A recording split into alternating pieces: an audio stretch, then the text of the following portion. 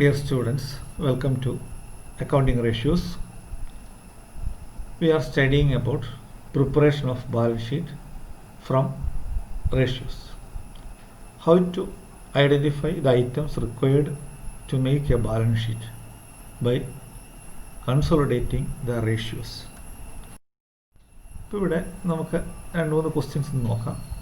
അപ്പോൾ നിങ്ങളൊരു കാര്യം വളരെ ശ്രദ്ധിക്കേണ്ടത്, നമ്മളിപ്പോൾ ഈ പഠിക്കുന്ന ഓരോ ഐറ്റംസും കാണുന്ന വഴി നിങ്ങളൊരു നോട്ട്ബുക്കിൽ എഴുതിയിടുക. ഫോർ എക്സാമ്പിൾ, ഇപ്പോൾ വർക്കിംഗ് ക്യാപിറ്റൽ തന്നിട്ട് കറണ്ട് അസറ്റും കറണ്ട് ലയബിലിറ്റി എങ്ങനെയാണ് കാണുക, സ്റ്റോക്ക് തന്നിട്ട് ഇതെങ്ങനെയാണ് കാണുക, അല്ലെങ്കിൽ പ്രൊപ്പറൈറ്റേഴ്സ് ഇക്വിറ്റി തന്നിട്ട് ഷെയർ ഹോൾഡേഴ്സ് ഫണ്ട് എങ്ങനെയാണ് കാണുക, ഫിക്സഡ് അസറ്റ്സിൻ്റെ തന്നിട്ട് എങ്ങനെ. അപ്പോൾ അത് ഒരു എഴുതി വെക്കുക.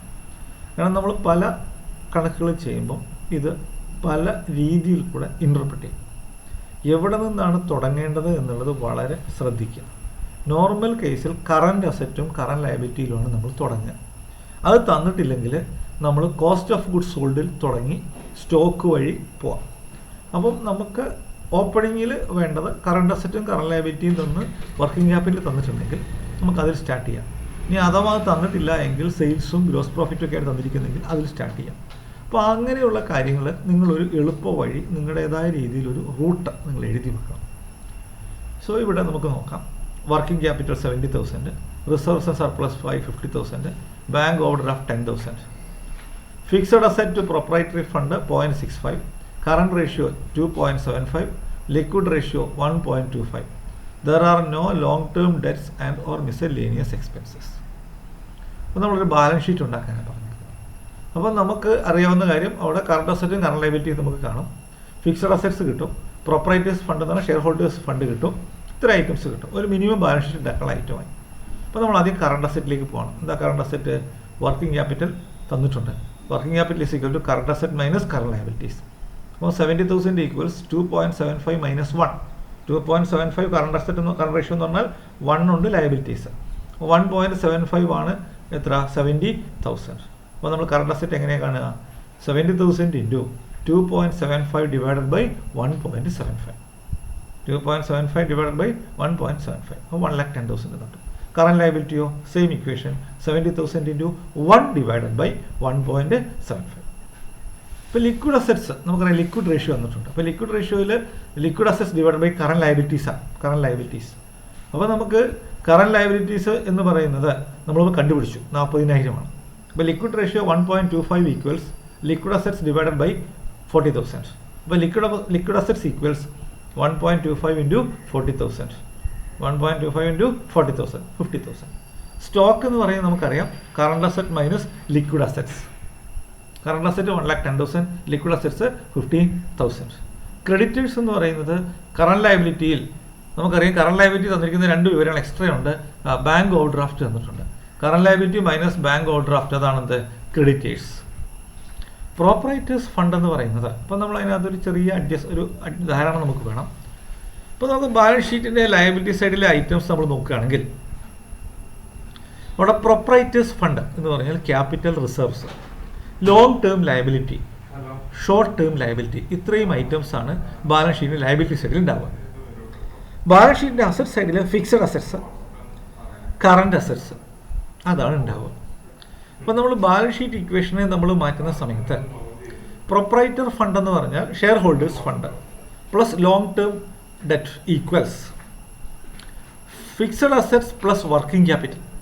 അപ്പോൾ എന്താ വർക്കിംഗ് ക്യാപിറ്റൽ എന്ന് പറഞ്ഞാൽ എന്താ? Current assets minus current liabilities. Current asset minus current liabilities. അപ്പോൾ ഈ കറണ്ട് അസറ്റും കറണ്ട് ലയബിലിറ്റീസും കറണ്ട് അസറ്റ് സൈഡിലും കറണ്ട് ലയബിലിറ്റി സൈഡിൽ എഴുതുന്നതിന് പകരം നമ്മൾ അതിന് ഡിഫറൻസ് എടുക്കുന്നു.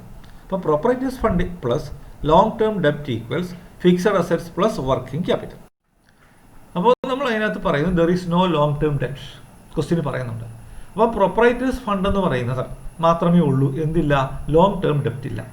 അപ്പോൾ fixed asset plus working capital, fixed asset plus working capital equals proprietors fund. അപ്പോൾ fixed assets divided by proprietors fund equals 0.65. Fixed asset divided by proprietors fund equals 0.65. അപ്പോൾ അതിനകത്ത് നമ്മളൊരു അസംഷനിലേക്ക് പോവാണ്. 0.65 പ്രൊപ്പറൈറ്റേഴ്സ് ഫണ്ട് ആണെങ്കിൽ, 0.65 പ്രൊപ്പറൈറ്റേഴ്സ് ഫണ്ട് ആണെങ്കിൽ, അതായത് 65% is invested in fixed assets. The balance 0.35 അല്ലെങ്കിൽ 35% is invested in the working capital. അപ്പോൾ വർക്കിംഗ് ക്യാപിറ്റൽ ഈസ് 70,000. അപ്പം വർക്കിംഗ് ക്യാപിറ്റൽ ഈസ് 70,000. അപ്പോൾ പ്രൊപ്പറൈറ്റേഴ്സ് ഫണ്ട് ഈക്വൽസ് 70,000 ഇൻറ്റു 100/35. 35% ആണെന്ത് വർക്കിംഗ് ക്യാപിറ്റൽ. ആ വർക്കിംഗ് ക്യാപിറ്റലിൻ്റെ പ്രൊപ്പോർഷൻ നമ്മൾ തിരിച്ചിട്ട് ഗുണിക്കുമ്പോൾ അതിൻ്റെ 100%ലേക്ക് നമുക്ക് പോകാം. അപ്പോൾ പ്രൊപ്പറൈറ്റേഴ്സ് ഫണ്ട് ഈക്വൽസ് 70,000 ഇൻറ്റു 100/35 തിരിച്ചിട്ട് ഗുണിക്കുന്നു. അപ്പോൾ എത്ര കിട്ടി? 2 lakh എന്ന് കിട്ടി. അപ്പോൾ ഫിക്സഡ് അസറ്റ്സ് എന്ന് പറയുന്നത് 60% ഓഫ് ദ പ്രൊപ്പറൈറ്റേഴ്സ് ഫണ്ടാണ്. 2 lakhൻ്റെ 65 2 lakhൻ്റെ 65% ആണെന്ത് പ്രൊപ്പറൈറ്റേഴ്സ് ഫിക്സഡ് അസറ്റ്സ്. അപ്പോൾ അതിൻ്റെ 65% 1,30,000. അപ്പോൾ ഷെയർ ക്യാപിറ്റൽ എന്ന് പറയുന്നത് proprietors fund includes share capital plus reserve. അപ്പോൾ share capital equals proprietors fund. അപ്പോൾ നമ്മൾ പ്രൊപ്പറൈറ്റേഴ്സ് ഫണ്ടിൽ നിന്നും നമ്മൾ റിസർവ്സ് ആൻഡ് സർപ്ലസ് ആ എമൗണ്ട് നമ്മൾ മൈനസ് ചെയ്താൽ നമ്മൾ മൊത്തത്തിൽ 2 lakh ആണ് പ്രൊപ്പറൈറ്റേഴ്സ് ഫണ്ട്. അതിൽ നിന്ന് റിസർവ്സ് 50,000 തന്നിട്ടുണ്ട്. അത് മൈനസ് ചെയ്താൽ നമുക്ക് കിട്ടുന്നതാണ് എന്ത്? Share capital. അപ്പോൾ നമ്മൾ ബാലൻസ് ഷീറ്റ് 2 ഫോമുണ്ട്. ഓൾഡ് ഫോം, നമ്മൾ ന്യൂ ഫോം പിന്നീട് പഠിക്കും. നമ്മൾ പഴയ പഠിച്ചതാണ്. Share capital, reserves and surplus, current liabilities and creditors. Current liabilities creditors, bank, overdraft. 3 items liabilities ആണ്. അസറ്റ് സൈഡിൽ fixed assets, stock, then liquid assets. അത്രയുമാണ് ഉള്ളത്. ഇനി അടുത്ത ക്വസ്റ്റ്യനിലേക്ക് നമ്മൾ പോകുമ്പോൾ from the following information prepare a balance sheet.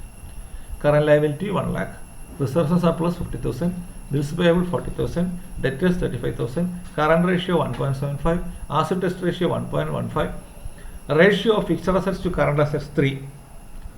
The current assets of the firm consist of debtors, stock and cash.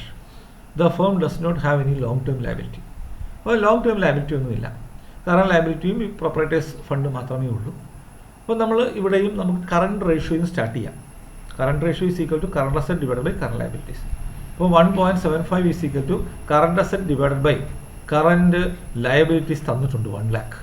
അപ്പോൾ current asset equals 1.75 into 1 lakh, 1,75,000. Liquid assets എന്ന് പറയുന്നത് നമുക്കറിയാം ആസിഡ് ടെസ്റ്റ് റേഷ്യോ. അതെന്താണ്? Liquid assets divide by current liabilities. എത്രയാണ്? 1.15. അത് നമ്മൾ substitute ചെയ്യുമ്പം liquid assets എത്രയാണ്? 1,15,000. സ്റ്റോക്ക് അപ്പോൾ ഓട്ടോമാറ്റിക്കായിട്ട് വന്നു. 1,75,000 മൈനസ് 1,15,000, 60,000. ക്യാഷ് ബാലൻസ് കറണ്ട് അസറ്റിലുള്ള ടോട്ടലിൽ നിന്ന് നമ്മൾ എന്തൊക്കെ മൈനസ് ചെയ്യുന്നു? സ്റ്റോക്ക്, കറണ്ട് അസറ്റിൽ നിന്ന് സ്റ്റോക്കും ഡെറ്റേഴ്സും മൈനസ് ചെയ്യുന്നു. അപ്പോൾ നമുക്ക് എന്ത് കിട്ടുന്നു? ക്യാഷ് കിട്ടണം. Fixed assets, ratio of fixed assets to current asset തന്നിട്ടുണ്ട്. റേഷ്യോ 3 ആണ്. 3 equals fixed asset divided by 1,75,000. So fixed assets equals 1,75,000 into 3, 5,25,000. Proprietors fund, fixed assets to proprietors fund 0.75 ആണ്. നമുക്കറിയാം ഫിക്സഡ് അസറ്റ്സ് നമ്മൾ കിട്ടി. അപ്പോൾ 0.75 equals 5,25,000 divided by proprietors fund. അപ്പോൾ proprietors fund equals 5,25,000 divided by 0.75, that is 70,000. അപ്പോൾ നമുക്ക് share capital കിട്ടും. Share capital എങ്ങനെ കിട്ടുക? Proprietors fund equals share capital plus reserve. Share capital equals proprietors fund minus reserve. And share capital equals 70,000 minus 50,000. 7 lakh minus 50,000. 7 lakh minus 50,000, 6,50,000. അപ്പം പ്രൊപ്പറൈറ്റേഴ്സ് ഫണ്ടിൽ നിന്ന് അതിനകത്ത് എന്തൊക്കെ ഉൾപ്പെടും? റിസർവ്സ് ഉൾപ്പെടും, ഷെയർ ക്യാപിറ്റൽ ഉൾപ്പെടും. അപ്പോൾ പ്രൊപ്പറൈറ്റേഴ്സ് ഫണ്ട് 7 lakh ആണ്. അതിൽ റിസർവ്സ് മൈനസ് ചെയ്താൽ കിട്ടുന്നതാണ് എന്ത്? Share capital 6,50,000. Sundry creditors, bills, current liabilities നമുക്കറിയാം.